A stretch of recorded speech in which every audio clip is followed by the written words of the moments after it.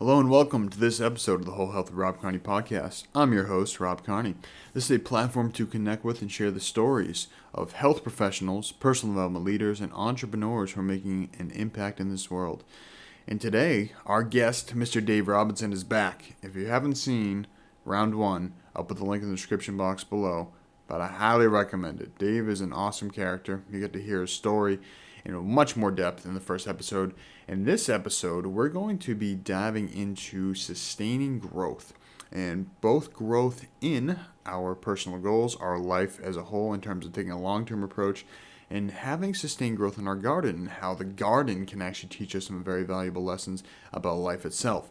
So if you're not familiar with Dave, Dave is a lifelong learner, athlete, and adventurer. Dave Robinson is a master story worker and healthy holistic habits coach, striving to lead and inspire by truly living life, in all caps. Dave has long possessed a passion for self-improvement and has been guiding clients on their own personal development journeys for well over a decade.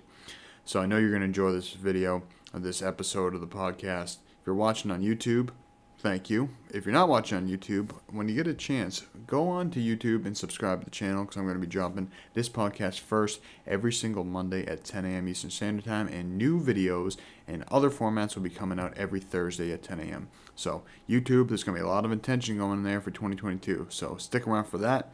Stick around to the end to learn how to connect with Dave, get all the latest updates on what's going on in his world, and how we can make this the best year ever. Step back, relax, and here we go. So Trooper Don, Chopper Dave, welcome back, man. It's great to have you back on the show. Thank you, brother. Always happy to chat with you and dive into a lot of fun topics today. And, you know, we'll keep the Stripper Todd name until afterwards. That's you got to pay extra for that one. That's For sure. That's on Patreon.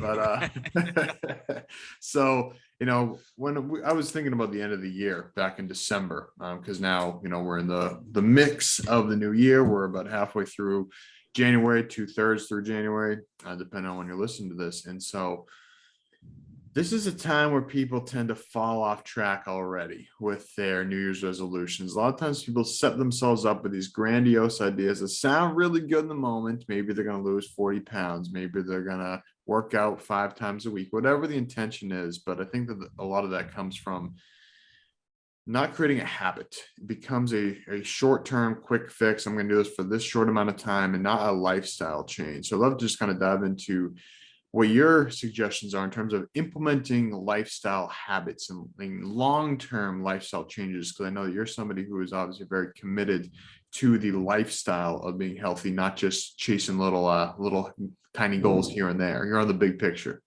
Yes.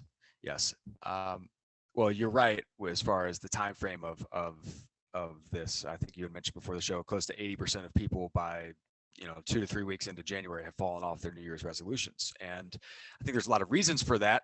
High level, your goals have to be simultaneously attainable as well as big unreachable things. I really believe in setting those large goals, right? And for me, that large goal was I want to be active and able into my hundreds, right?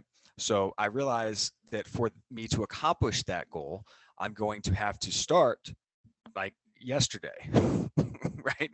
I can't get off the couch, or it's a lot more difficult for me to get off the couch at 50 or get off the couch at 80 and be active, right? So I think setting those goals big, but then setting that trajectory long, right? To where, hey, yeah, people might lose 40 pounds, but that's not going to happen in January.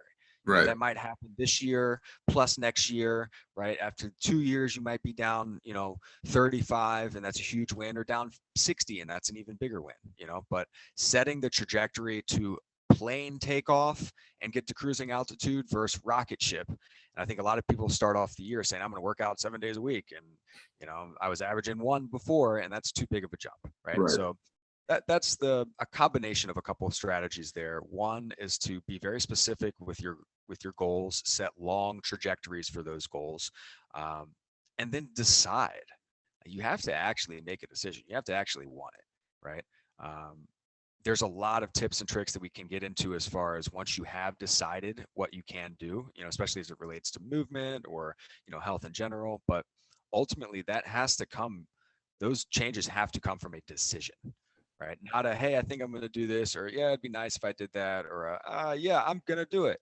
No, like you're going to do it, right? Whatever that thing is, however you're going to do it, when you flip that switch, make that decision, a lot of things can start to move and get in motion.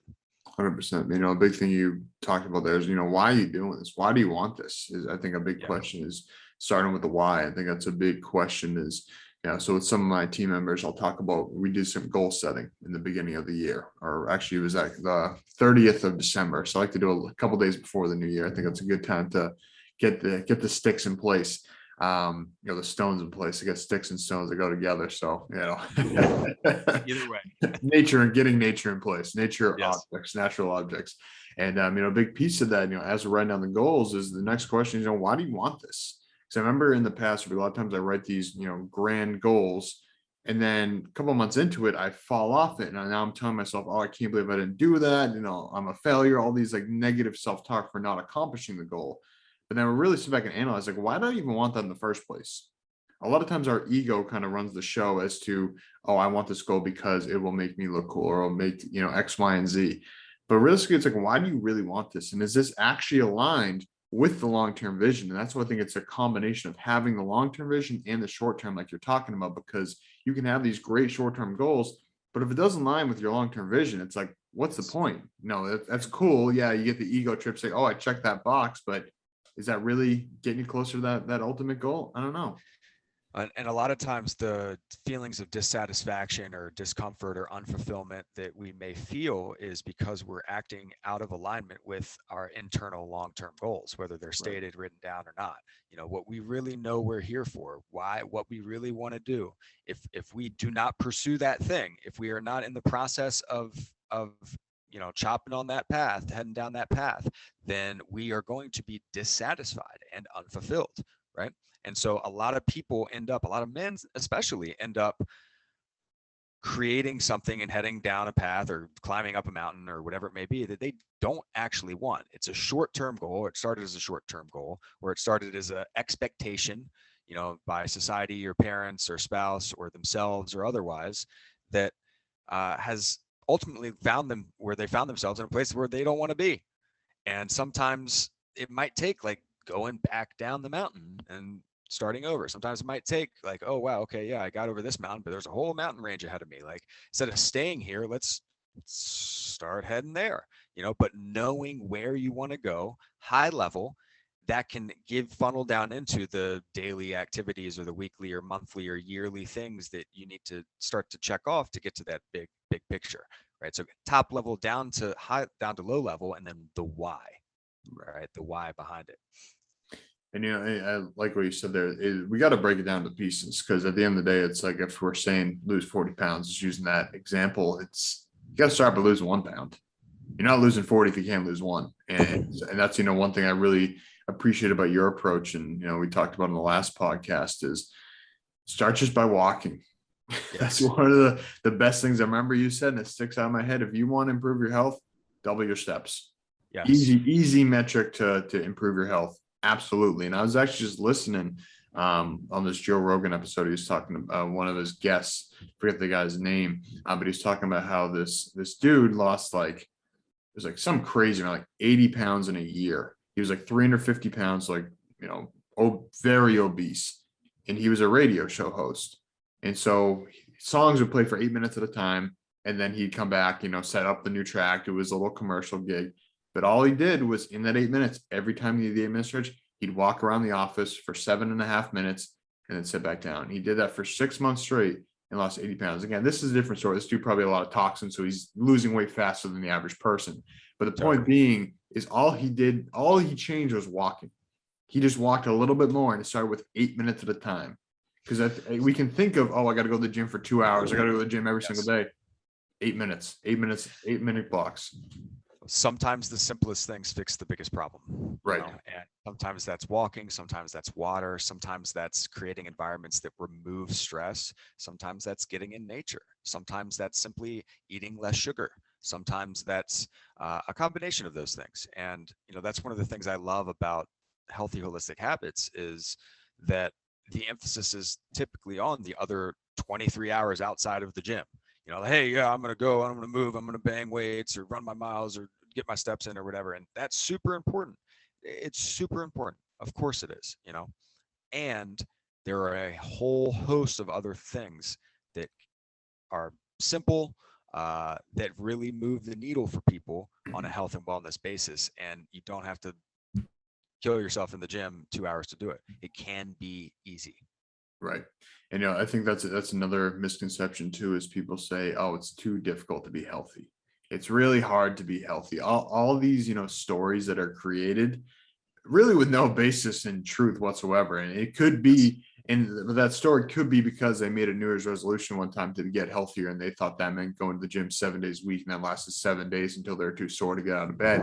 They said, oh, this sucks. I can't live this lifestyle. This isn't for me. The story loop continues, reinforcing that belief of they're not a healthy person, of they can't lose weight. The story continues. And like you're saying, that's what I love about, focusing on the basics. And I talk about the 6 foundation principles: moving, thinking, breathing, nutrition, hydration, sleep. If you change each of those 10%, your life is going to be a lot better, and health gets a lot easier. If you sleep for 30 more minutes a night, and I'm talking quality sleep, if you have 1 more bottle of water a day, you walk 10 more minutes a day, you think 10% better thoughts a day, you're conscious of your breathing 10% more a day, all these things add up. It's not like you got to do one thing 100%. You can make the little tweaks everywhere. You can get out of the sun first thing in the morning for 2 minutes. That'll change the course of your day. Couple that with some water. And I think that it's funny to hear people say, I don't know how you can, focus on being healthy all the time. It's too hard to be healthy. I think it's more difficult to be unhealthy at this point. I think that's also a shift in mindset and a new pathway that has been built in my brain, that it's harder for me to act unhealthy at this point because it is so out of alignment with that long-term picture. Yes. But I also think that with a little bit of effort, a little bit of discomfort, you can switch that or flip that switch very easily to make health actually the path of less resistance, and making being unhealthy the path of more resistance. Yes. Great, man. Great. We're aligned in a lot of different ways. And setting yourself up for success there may mean setting a better container for yourself, better setting, so to speak. Removing temptations or reducing temptations. My brain works really well on when I decide I'm in, I'm good. Like if it's on or off, like, hey, I'm not doing X right now, like period. Right. If the option remains for me to be on the table, like I'm mostly not doing X, then there's going to be times where I'm going to do X, and then it's going to typically snowball into me doing it more than I would like. Right. And whether that's diet, whether that's other habits, whatever it may be. Right. And so I think that you're 100% right in terms of all the little things can stack up, because we work in concert with one another. We work in concert with nature. Our bodies are it's not just our mental health and not just our physical health that just comes from the exercise, but not the things that we eat, and it's not just how we think about ourselves or talk about ourselves. They all blend together. And when we're focusing on the little things consistently, we can make massive steps, because ultimately a step is just a step. It's one little step. You can't really go anywhere by taking one step, but if you do enough of them, you can go anywhere the hell you want. And being consistent with that, the head and the heart matter too. The basis of those stories. Where and why are you thinking what you're thinking? Where did that come from? How can I analyze that in the moment? How can I shift that? How can I focus on my words and my breath and my stories to set myself up for success and stop working against me? Negation acknowledged. Right. And a number I always like is that if you get 1% better every single day, by the end of the year, you're 37 times better than you were at the beginning of the year. So a lot of these things that we're doing that are so simple compound over time.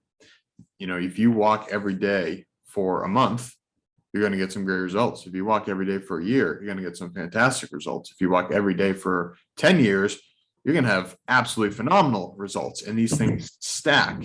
And usually when we make these things better, we think very linearly. And I think in many of us in our thinking with life in general, because that's kind of the conditioning we've been brought up with in a lot of our school system of what's possible, what's realistic. But Yes. oftentimes we can actually grow exponentially by stacking these little things together. And that's why it has to start with and return to big picture stuff, man. Because if we're looking in terms of weeks or months or even a year, we vastly underestimate what we can accomplish in 3, 5, or 10 years, and we typically underestimate what we can do in that one week, 1 month, 1 year time frame. I mean, I'm 34 years old. Actually, I've been saying that for months. I'm 33 years old now. I turned 34 in a couple of weeks. I don't know why I think I'm already 34. I'm not, right? And so let's say by traditional societal standards, I'll work for 30 more years, right? 30 more years. That's a long ass time, man. I was a toddler 30 years ago, compounding all those life experiences, all that wisdom, all those lessons, et cetera, et cetera. I've got to have 30-year goals. Right. I have to, right? Those 30-year goals, and they got to be big, because I've accomplished a lot in 3 years. I've accomplished a lot in 10 years since I graduated college. So if we extrapolate this out and be consistent with that, know that we've got time and we need to start working now. We can start working now towards those things. I mean, I've got my this is from 2019, August of 2019. I wrote down my 90-day goals, my 1-year vision, my 3-year vision, and my 10-year vision. And I actually went back through this a couple of days ago, and one of the starkest things that I realized was I accomplished one of my 90-day goals. Just one out of 7 or 8. When I go to my 3-year goals, there were 5 that I did not do out of maybe 10 or 12, right? And this is within 2 years, not 3. Some I just didn't reach. Some were no longer applicable. Everything's changed. The situation's changed, whatever it may be.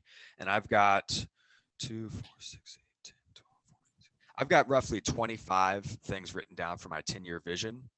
And again, some things have shifted. Some things aren't quite there yet. At least half of those, I can check that box right now and say, yeah, cool. Either doing, done, on the path, whatever it may be. And what I found is that when we set these bigger goals, when we know that where we're actually heading and it's in alignment, it's in congruency with who we are, right? There's no cognitive dissonance there, right? Like, you're going to reach those bigger goals sooner than you think you are. Those things are much more in reach than you may believe. Half of my 10-year visions are accomplished 2 years out, and another couple don't apply. Another couple are a long way away, and if we're continually checking back with our vision, with our big picture and our little picture goals, now I can look at this, and if I wanted to, rewrite it 10 years or 2 years later for another 10 years down the road, and get even more honed in on that and start to tick down into that 1 year, tick down into that 90 days, right? Tick down into that 1 week. What am I doing 1 week? What am I doing today? And realize that, as you said, each of those things can be accomplished with one step in the right direction. And, I think this is also painting the picture that it's reinforcing our brain of delayed gratification. I think that oftentimes that, we live in this social media age where we post something, we get our likes, we get our comments within 24 hours, and then nothing is done. It's over with. Very few people see an Instagram post after the first 24 hours. And that's what a lot of the world we're living in is. We have this instant gratification. We post something, we get the likes, we get the dopamine hit, we move on. What's the next thing I can get? The next instant gratification. Let me scroll on this. Let me feel good about watching this. But there's really no sense of instant gratification in nature, as we were talking about earlier, kind of reconnecting with nature. I think that's a great tool we can utilize. And that's why I'm such a big fan of gardening and growing my own food, because it reminds me every single day about patience, about persistence, about consistency, about delayed gratification. Because when I planted carrots last spring, I think I harvested them in October. It was like a 6 month, and maybe I let them sit in there too long, but hey, they were pretty damn delicious. But that's delayed gratification. All the time this summer, I'm picking the lettuce and picking these other things. I'm picking the snap peas, and I'm seeing those carrots. Like, man, I really want to just see like I want to pull it up, and I had a bunch. I pull one up, and of course it's like, an inch Yeah, long. It's like yeah. a little, like my fingernail, and then it's like shit. And I try to rebury it. It's just like that little, which actually worked in this case, Oh, nice. but sometimes it doesn't. But point being is that when we practice this delayed gratification, that's what a lot of very successful people talk about, is you can't get caught up in the instant gratification. The biggest businesses are not built overnight. Even though we hear about the overnight success, it doesn't really exist. That's not a real phenomenon, because when you actually interview these people, it's like, yeah, that's the part of the story that was highlighted, but they don't talk about the 8, 10, 12, 15 years before I got to making $1 billion, $1 million, or whatever the number is, whatever the accomplishment is. Nobody talks about the little baby steps, because that's not as exciting. Nobody talks about going for a walk every day. Nobody talks about getting in the sauna once a week or twice a week, or drinking higher quality water. That's not as exciting to the mainstream story narrative that we built that excites people. And that's okay. But if we can recognize that a vast portion of life is dependent on our ability to delay gratification, that's a big realization I've had the past couple of years, is I need to focus on delaying gratification, because if I don't, then I'm just kind of in this little limbo phase where, yeah, maybe accomplish some things, but they probably don't matter, because if they're not going to impact me years to come, probably there's maybe some better uses of my time. Yeah, the distinguishing between what's important and what's pressing is super valuable. When you mentioned the sauna and just kind of tracking it back around to the habits, you can stack a lot of things together at once, right? You can sit in the sauna. I got one behind me. I got the infrared sauna right there. And a lot of times what I'll do is I'll bring a book in there for the first 15 minutes, and I'll try to read 10 pages a day. All right, I do read 10 pages a day. So I can typically accomplish that before I start dumping sweat, before I pop, right? So then I'll put the book down, and then I got either a podcast going, or I'm listening to some chill music, or maybe I'll do some meditation or some breath work in there. So now that's 3 or 4 things that are going well at one time. I got my water in there. That's a 5th. After every sauna, I either take a cold shower, pop in the ice bath. So that's a 6th. So now in 45 minutes, I've been productive, right? No matter what else happens that day, like at least I've taken care of myself, and at least I've advanced myself in some capacity, right? At least I've calmed and centered myself in some capacity. And so from there, maybe there is a reward. Maybe I do get to watch the soccer game tonight, and it doesn't need to be grind. Maybe I can, hit a bag or whatever it is, right? Yeah, I mean, you got to hit the bag. I mean, you got to hit the bag, right? And making sure that that's done from a place of satisfaction and a place of intention, as opposed to a place of distraction and a place of resistance. Definitely. The other thing I want to circle back to is that gardening piece, because as an example of delayed gratification, and as an example of planting seeds quite literally and watching them fruit and grow with a little bit of care. Man, I had this will be my 3rd spring in the garden. And the first year, I really didn't do a whole lot. I didn't plant anything from seed.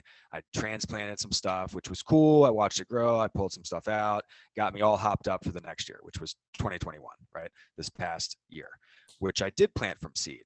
And every morning I would walk out there, starting from mid-March on. My morning routine was I'd wake up, I'd grab my water, I'd chug a fair amount of it, and I'd bring it with me. And I'd hit go on the coffee making process, but I knew I was going to come back to that. I get the water going, and I walk outside barefoot, and I just look at shit, just 5, 10, 20 minutes, pull some weeds here, move some stuff there, just stand, look, and just kind of poke around. Yeah, like literally just like staring at the garden. You know what I'm saying? Yeah. I do the exact same thing, so I know exactly what you're saying. Perfect. A lot of times my girlfriend will be like, when I go out there in the morning, she's like, what are you doing? I was like, I don't really know. Just kind of like existing with my garden. Like, yes. And it's so funny. We've got like the neighborhood kid. His name's Jalen. He's like, I don't know, like 7, 8, 9, 10. I don't know how old kids are these days, but this kid's in that age range, and he's the kid that's always on the bike. He's on the street. He's like riding the bike down people's driveways and into their yards and like, hey, what's up, guys? Like that type of thing, right? And he drove past me one time last spring or summer, and he was like, hey, and I was just standing there And I was like, hey man, and then he did whatever he did and drove past another 20, 30 minutes later. And I hadn't moved. I was just kind of like still, just kind of like looking around, poking around. He peeled into the driveway and he was like, what are you doing? You aren't even doing anything. And I like kind of snapped out of it. I was like, I'm not, but I am. I'm Yeah. not, but I am. And I ended up having this realization that, once the first maybe 6 weeks into a garden or 2 months into the garden, where, you know, once you plant the seed, you cover it, things germinate, takes a week or two to pop up. You start getting the little seedlings pop up. You can't really differentiate what they are. Another 2-3 weeks go by. You're still pulling weeds, you're still watering, you're still making sure it gets sun, you're still doing what you're doing, right? Setting the container, the environment. And after 4, 6, 8 weeks, like I'm out there, I'm looking at everything. I see the tomatoes plants going. I see the lettuce. I'm pulling lettuce off. I'm seeing, all these things happen. And I thought to myself, holy shit, it worked. It worked. You plant a seed, you give it water and time and love and energy and sun, and then it grows. Like, what else could I apply this to? How else does this metaphor work in my life? What else could I start now, work on in the dark for a while, give time, attention, and love and effort and energy to, and eventually reap the fruits of that? Like Everything. The answer is everything. everything.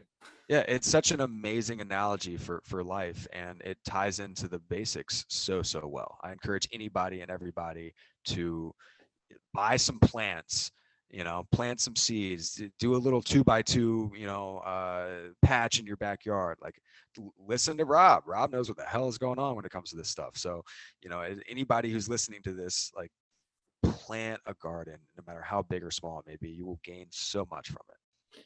Yeah, So man. much from it.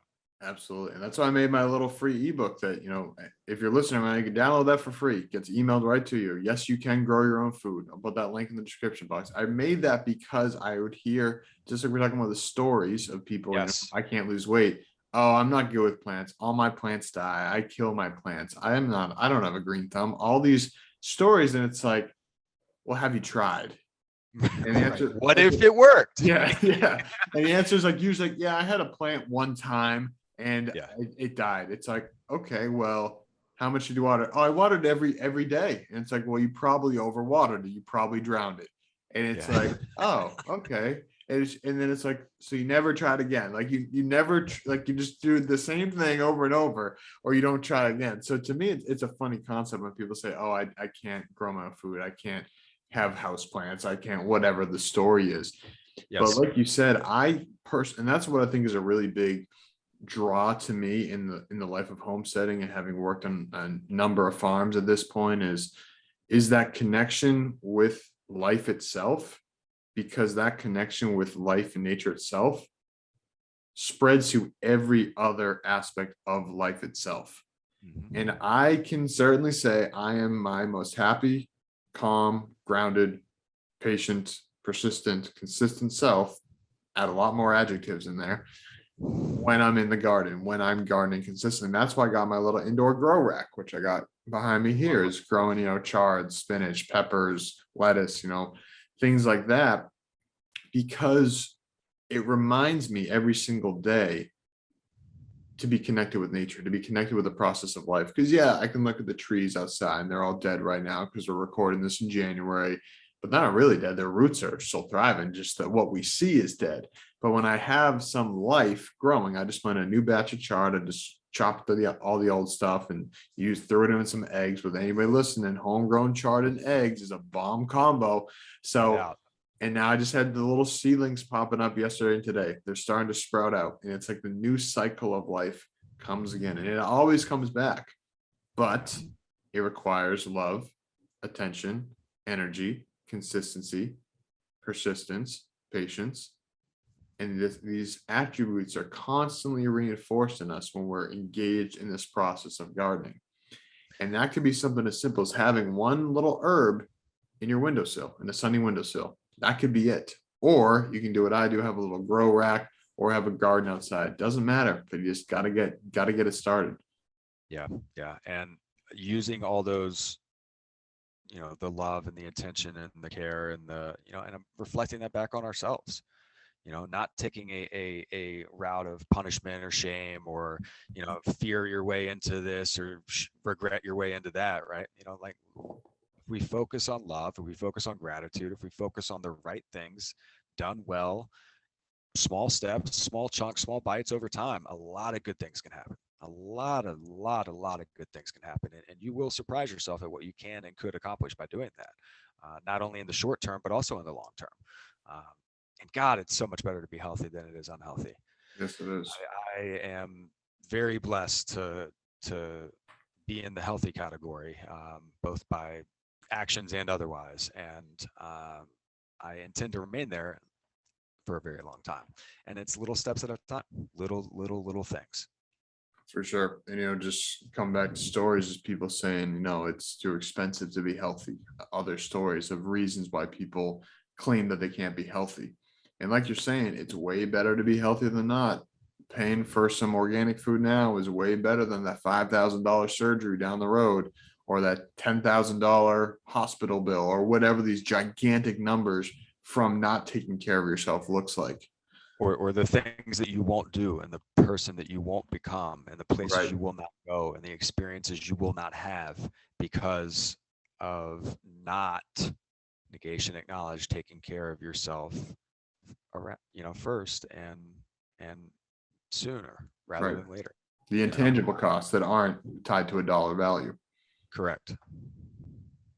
So, with that being said, I want to kind of circle back to the habits. What are some ways that when you're working with clients and working just giving advice to people in general, what are some ways that people can actually start down the path of creating a long-term vision and making habits that stick? What are some of the 1, 2, 3 steps that they can take to be healthier now and for the long term without making that a little 30-day challenge with no long-term intention?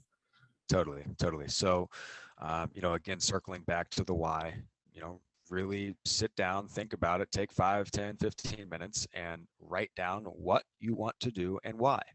And I know that's a step that people oftentimes just skip, like you just don't do it, right? But take a couple minutes, pen and paper or on a Google Doc or whatever it may be, and write down what you want to do and why you want to do it. That's step one, right? Step two, read those out loud to yourself and slow down your breathing and your rate of speech when you do. And sit and feel that and see how that feels. Okay. This is important on the front end. The old Abe Lincoln, if you give me 12 hours to chop down a tree, I'm going to spend the first 6 sharpening the axe, or whatever that actual saying is. That this is the concept, right? Um, because if you write something down, be it a goal or a vision or a purpose, or the why behind it, and you read it out loud, you soak it in, you breathe it, you slow it down, and something just still doesn't feel right. Like, it doesn't feel good. It doesn't feel congruent, right? Your gut is telling you something. You got some tension. Like, it's just like, ugh, right? You need to listen to that, because ultimately you might be sending yourself down a path again, or sending yourself up a mountain or hill that you don't want to climb, or that isn't right for you, right? So before you even start doing anything else, figure out the what, the why, and whether or not that feels good. That's steps 1, 2, 3, right? From a habit standpoint, then, again, it comes down to a decision. You and I can talk to people all day long about, what you could do or what you want to do, but ultimately it's about deciding that you're going to do it, right? I've had a lot of success voicing, to my community or to people close to me, what I was going to do once I've decided to do it. And I've been able to string together close to 6 years straight of setting time aside on an everyday basis to better myself physically, making concerted effort to do that. I call that the Keep Your Streak Alive challenge. Um, the first time I did that, I tried to do it. I committed to do it for a year, and I got 73 days in, and I got drunk on St. Patrick's Day with my friends and forgot. And woke up the next day. I was in a different place in my life, starting this 5 or 6, 7 years ago now. But I hadn't really committed to it. I hadn't decided that come hell or high water, no matter what, I was going to do this. And something changes when you make that decision, because the next year when I tried it, it worked. And I told people about it on day 100. This is what I was going to do. And I took the negative feedback and it fueled me. And I took the positive feedback and it fueled me. And I took my own responses to those things and it fueled me. And I kept going, So now it's become a lifestyle for me. As we said, now I'm just going to move every day. Like, I don't even really need to think about it. Like, that's something I'm going to do. People can start really small with that. Set yourself, smaller term chunkable goals. Instead of going to the gym every day, what if you moved for 15 minutes intentionally every day? Super simple. Like, you can go on a less than a mile walk and knock that out, right? What if, every day for 15 minutes you got outside? Maybe you were on your porch because it was shitty and it's cold and it's rainy. Maybe you put a jacket on and walked it out. Maybe it's a beautiful day where you are and you got to strip down into the bathing suit and got some sun. Maybe you're walking in a garden, maybe you're just on a nature path, maybe you're in your neighborhood, right? That would change some things. And there's lots of ways to track that too. A lot of people carry their phones around. You can pull up the health app on your iPhone. You can wear a watch or a Whoop or a Fitbit or any number of things that can help take data, quantify it, and have it be something that's trackable and maybe even fun, right? A lot of simple things you can do, but I would, again, start with that big picture in mind, figure out the what, the why, write it down, breathe it out, see how it feels. And then again, because we're going to get up here, we're going to get to that big picture thing. We're going to get to that 30,000 feet, but we got to get off the ground. Got to get off the ground, right? And it takes a lot of momentum and energy and inertia to get off the ground, and we're not going to rocket ship straight up either. We've got some time to roll. So 15 minutes a day may turn into, holy shit, I actually like yoga, and like, wow, I found a cool park, and like, I like to bike there. And now 4 out of those 7 days are 45 minutes, and you actually like it. Like, that's going to change things for people. So getting back to the basics, genuinely back to the basics, is the first step towards any change. All hey, let's get to the basics of my relationship. Let's get back to the basics of building my business and my work. Hey, let's get back to the basics of whatever it is. Well, Kobe would go back to the basics every summer. Right. Every summer. He, no matter what the Lakers did, whether it was good or bad, or they won or didn't, right? He would go back and he would pick one thing to work on that he sucked at, and he would pick one basic thing to go back to and get really good at that again. Whether it was like dribbling with the right hand, or free throws, or I'm going to pass my chest pass. Like, it's going to be perfect. I'm going to spend the whole summer on my chest pass. And he got really, really, really, really, really good. So, yeah. And, to that point, it's, the idea of, object in motion stays in motion. And so once we get the momentum going, you're saying until acted upon by a greater force, an equal or greater force. And for you, that first year, getting hammered on St. Patrick's Day, that's a greater force. That's a pretty strong force. That's gonna knock you back and stop the inertia. From the Boston guy, I know that. So, So, it just comes down to is like, one, it's like you said, that decision. And I think that decision is really the most important part, because if you don't have the decision made, something like that, you said you were going to try it the first year. You're just trying it. There's not a real commitment. The decision was like, I'm going to try it. It's kind of the loosey-goosey term. And then the next year, I'm doing it. The next year, you're doing it. You're doing it for 100 days, and then you're going to tell people. Before, you're just trying it. And that's a word choice, a very subtle word choice, makes a big difference. And that's something when, you and I did that Storywork session together, which I'm going to dive into, it really helped me become more aware of how little changing out like one word here, not changing the whole story per se, but changing little words. And I was talking with buddy Joel Cochran on the last podcast I did, how I'm eliminating the word busy from my lifestyle, because I feel it has a negative connotation to it. It makes me, when people ask, oh, how's business going? Oh, it's busy. Like, it makes me like feel like it sounds like I don't like what I do, which I love what I do. And so those little word choices, things are good. I got a good schedule going. That's productive. Things are productive. Things are productive. Busy. Even better. So Yeah. it's just little word choices. I'd love to just kind of dive into, the story work that you do, because I think people may hear that term, not quite understand exactly what it is. So I'd love to have you share that, because it's very helpful for me. Rad to hear. Thank you. Story work in the way that I view this, and this comes from the enlifted uh, practice, the get enlifted method, right? But story work in my world is analyzing the words we're using, how we're breathing, and how we feel when we use those words, and realizing that those words do create the stories as we've been talking about, right? And once we have that realization, then we can actually change it. Then we can do something about it, right? And ultimately, what we're really going for here is a greater awareness of those words and of those our breath, which create our stress response, right? We're either stressed or we're calm and chill, right? There's typically not an in between, right? Physiologically, at least. And so our words are either working against us and keeping our breath trapped high and tight, and our bodies crunched and tense, and we're stressed, or our words and our breath are working for us and they're pulling us down into that parasympathetic, and we're low and slow, and we're able to process emotions, we're able to learn, we're able to heal, we're able to regenerate cells, et cetera, et cetera, et cetera. A lot of people are stuck up in chronic fight or flight. Story work helps us to pull us back down into that parasympathetic, and we do that by creating clarity and space first, focusing on the things that we've experienced in the past, focusing on the words that we're using now, right? The things that are holding us back, where we're stuck, right?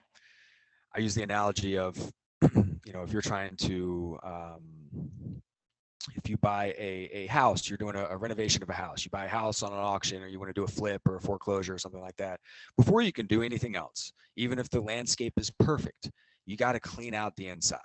You got to take out the trash bags. You got to take out the old stuff, the old furniture, the old bullshit that you're not going to use, that's clouding up, stinking up the place. Once you do that, once you get down to the frame, the basics, you can then start to paint the walls. You can then start to totally take out a room. You can make your edits, you can beautify it up, you can get creative, but you can't do that without the space. And I think a lot of people try to get creative first, try to set the goals first, try to do the big things first, and they don't have the space, the wherewithal, the capacity. They got the brain trash, mind static, etc. Story work clears that shit out so that we can get creative moving forward. Love it. Yeah, and that's a big thing I'm always talking about with clients is, I've said this many times before. A lot of times when people hire a health coach, I think, oh, you're going to talk about movement, you're going to talk about nutrition and, all those type of things. But usually one of the first things is, like you said, we got to create space. So I can give you all these great tools, but if you don't have any space to put them, this is just another pile of stress added onto the platter. And so, a lot of times it is creating space, eliminating bad habits first, doing forgiveness exercises, creating space of emotional baggage. A lot of us hold those around. And it's funny, one of the clients I'm working with right now, he was saying that, we did a forgiveness exercise for his ex-wife. And I won't get into all the details of, what that's about, but he said that was the most liberating experience he ever had. And that was just simply creating space. And I mean, it's amazing. It really is amazing. the body keeps the score, so to Yeah. speak, right? And that energy has to go somewhere. And most of the time, if we have a bad breakup, or we experience a loss, like it happens on a Thursday, like maybe you're lucky you take Friday off, or like, guess what, bud?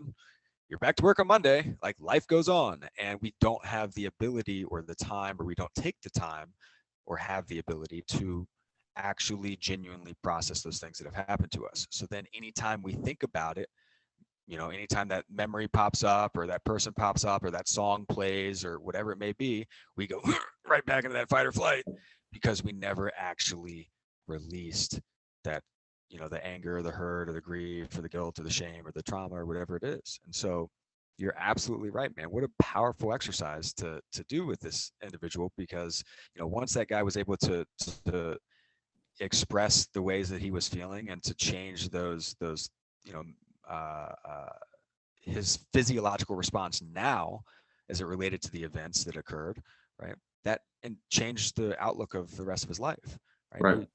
We can't go back in time and change shit, but we can change how you feel about that shit today. Right. And that's the crux of this work. And once that stuff is up and out, hell yeah, let's use our words for us. they're the most powerful things in the universe. Our words, our intentions, our energy, right? Um, we can do anything we want to do. Might take a little bit longer, a lot longer than we think, but we can still do it. Sure. Yeah, just to kind of further that point as well is like we're saying, if there's a song or an event or a person that pops in your head, even if it's once a month, maybe it's once a week for a lot of people, that stimulates a little stress response, that's probably a good sign that there's some work to be done there, and that it can be very beneficial to let that go. Because even if, let's just say, you're aware of it happening once a month, it's probably happening more often subconsciously they're not even aware of. So what is the emotional toll? What is the physical toll that having these stressful thoughts looping around in your head are taking on you? And that's where I think, doing these forgiveness exercises, doing story work is such a powerful tool, because you're changing, like you said, you're not changing what happened. You're changing how you respond to it. You're changing how you interpret it. You're flipping the script as to your part in the story, not their part, because maybe they did do something terribly wrong. That does happen. But how are you responding to it now? And are you going to let that affect you for the rest of your life? Or are you going to flip that story so that you can change it and move forward? Yes. A memory without the emotion attached becomes wisdom. Mm. Right? That becomes wisdom. That becomes experience. It takes time, and we can think about those painful things and have them be a lot less painful, or at least acknowledge that, yeah, that was painful, and like, I'm here now, I'm still alive. If you and I are talking, you're still here. Oh, yeah. And I think that's a good thing to remember. And it's not to minimize the things that people have experienced. It's not to minimize in any way, shape, or form how they feel about those experiences or what emotions come up, right? All those things are valid. What I am saying, though, is there's a way, if you don't want to feel that way anymore about that thing, there is a very proven method to eliminate and expel those shitty feelings and start to have that big thing, or those things that are holding you back, be much less influential in your life. 100%. So, Trooper Don, where can people learn more about you and do some story work sessions with you? Rad. I am found, unfortunately, trooperdon.com as well as chopperdave.com. They were all taken. So it's Stripper Todd's available, but professionally, you can find me online at daverobinson.coach. That's both my website as well as my Instagram handle, daverobinson.coach. If you want to learn specifically about story work, check out workyourstories.com. Love it, man. And I will put all those links in the description box for anybody that did not catch those. But I do highly recommend working with Dave. I mean, if you haven't listened to the first podcast episode we did together, definitely recommend checking that out, because that was a lot of fun. That was the original Get Strapped, Stay Strapped podcast, which I was a little upset that the name changed on Instagram. I get it, but I was definitely a little upset. So it'll always be in my heart, man. It'll always be there. I'll always think of you that way, which is cool. Perfect. So Perfect. That'll be your motto now. Get strapped, stay strapped. Exactly. But yeah, definitely check out that podcast episode if you already listened. I'll put that link in the description here as well. I've known Dave for, it seems like a lot longer than the 8 months that we've known each other. That 6-day retreat together in Martha's Vineyard, and then we've had many conversations since. So definitely recommend doing the work with Dave. He's a true professional and has helped me a lot with all of our conversation, whether it was the official story work session or just the phone calls we have. So I appreciate you, brother, and all the work that you're doing. Right back at you, brother. Aho. Aho. Everybody listening, have the best day ever. We'll see you soon. Hey, thanks so much for listening to this episode of the podcast. I hope you enjoyed this second round with my friend Dave Robinson. Like I mentioned in the beginning, if you have not already seen or heard episode 1 I did with Dave, check that out. I have the link in the description box here for you to follow that along. And like I mentioned, I want you to really take some time to check out the Whole Health Connections YouTube channel. When you subscribe on YouTube, you'll be the first person to see all the latest long-form content that Whole Health Connections is putting out there. So take a moment, check that out. The link is in the description box as well. And I want to talk to you today about the use of safe technology, because if you're using YouTube, you're using your phone to listen to these podcasts and many other podcasts, you're scrolling on Instagram, you're doing all these cool things that technology allows us. Maybe you're listening to audiobooks, you got your phone in your pocket. It's really important to recognize that we need to use our technology safely. A lot of the studies on our phones have actually been done when they're 5+ inches away from our body, so that is not direct on our skin, and that's where they're using these very loose safety measures. So they are advising you don't keep your phone on your body. So that's step number one, is distance yourself from these technologies, these things that are emitting non-native electromagnetic frequencies, also known as electromagnetic fields or electromagnetic radiation, EMFs, EMR. The term is interchangeable. But the point is that these things have unknown consequences to our health, and there's a lot of studies that show that constant exposure to things like phones leads to inflammation, leads to tumors, leads to cancerous growth. There's a lot of different challenges out there associated with the overuse and exposure to these electromagnetic fields in a variety of forms. And we're constantly exposed to these from our Wi-Fi routers, from the cell towers, 5G towers. You talk about microwaves, TVs, all your electronics are emitting these frequencies. So what can we do?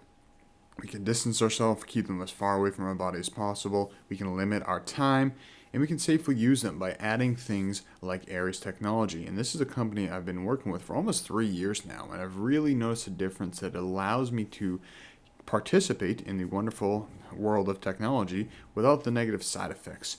I find that if I use things for too long, I start to get that anxiety feeling. My sympathetic nervous system is jumping up.